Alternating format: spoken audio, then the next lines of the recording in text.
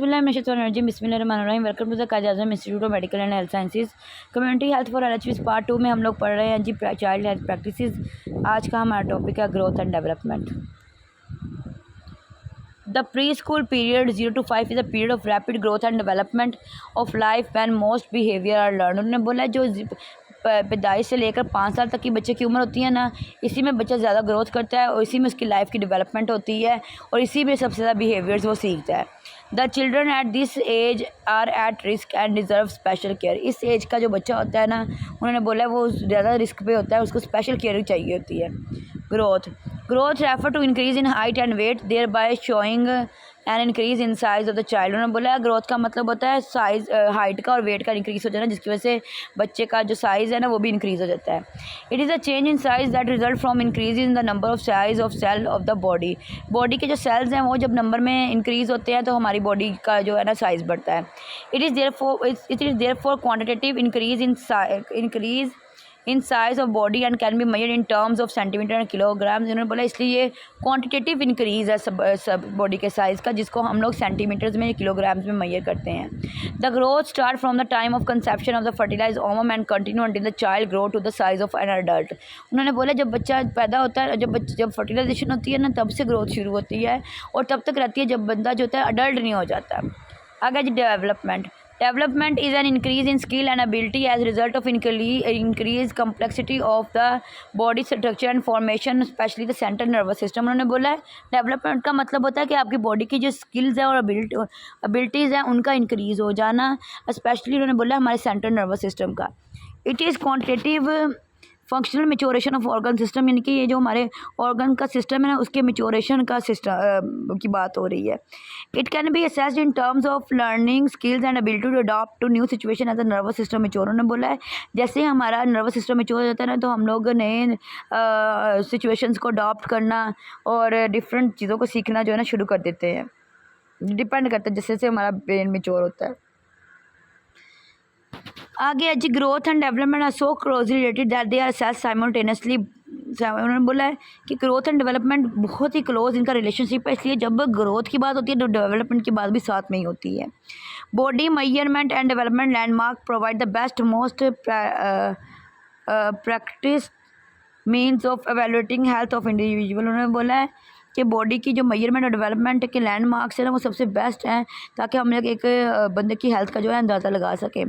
Rate of growth is more important than actual size. उन्होंने बोला कि ग्रोथ का रेट जो है ना वो एक्चुअल साइज़ से ज़्यादा इंपॉर्टेंट होता है। A number of extrinsic factor influence the rate of growth. उन्होंने बोला है कि कुछ ऐसे फैक्टर्स हैं जो कि हमारी ग्रोथ के रेट पर ना इफेक्ट कर सकते हैं, जैसे कि उन्होंने बोला है न्यूट्रिशनल स्टेटस हो गया, क्लाइमेट हो गया, सीज़न हो गया, इलनेस हो गया और इसकी एक्टिविटी हो गई। Weight, body weight is probably the best index of nutrition and growth. Body का जो वेट है उन्होंने बोला है कि वो बेस्ट इंडेक्स है न्यूट्रिशन और ग्रोथ का। Factor that affect growth and development are, वो कौन कौन से फैक्टर्स हैं जो कि ग्रोथ और डेवलपमेंट पर असरअंदाज होते हैं। सबसे पहले जो nutritional deficiency causes mail nutrition, anaemia and other deficiency disease. उन्होंने बोला है अगर ग़िज़ा की कमी होगी तो उसकी वजह से बच्चे को ग़िज़ाई कमी भी हो सकती है, अनीमिया भी हो सकता है, तो और भी डेफिशिएंसी के रिलेटेड डिजीज़ हो सकती हैं। Trauma, fracture at the end of the long bone, and अगर लॉन्ग बोन के एंड पे फ्रैक्चर हो जाए तो। Disease in mother during pregnancy, माँ को प्रेगनेंसी में कोई डिजीज़ हो जाए, जैसे कि डायबिटीज़ हो गई, हाइपरथायराइडिज्म हो गया, रूबेला हो गया और कोई भी अदर डिजीज़ होगी। सोशो इकोनॉमिक कंडीशन में देखें जी क्राउडिंग हो गया और लार्ज फैमिली होगी, लिमिटेड रिसोर्सेज हो गए।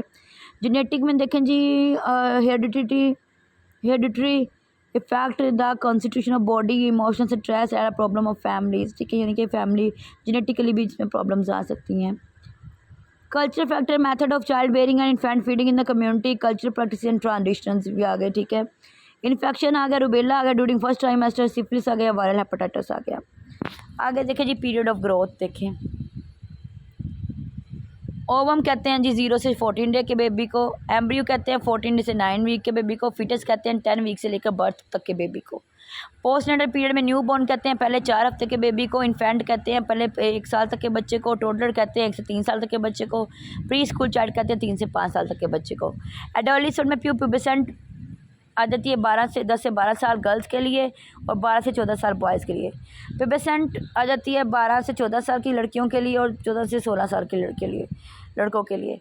पोस्ट प्यूबिसेंट आती है 14 से 18 लड़कियों के लिए, 16 से 20 लड़कों के लिए। ठीक है, आगे जी असेसमेंट ऑफ ग्रोथ।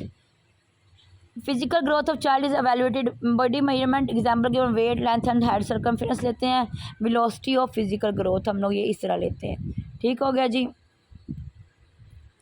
आगे जी टेक्निक ऑफ मेजरमेंट, यानी कि किस तरह हम लोग जो है ना इसको मेजर करेंगे। तो वो है जी weight. The weight of child is recorded accurately on a lever type weighing scale, यानी कि लीवर टाइप वेइंग स्केल पे हमने बेबी का वेट करना है। Length of baby is measured from a scale which is set into measuring table.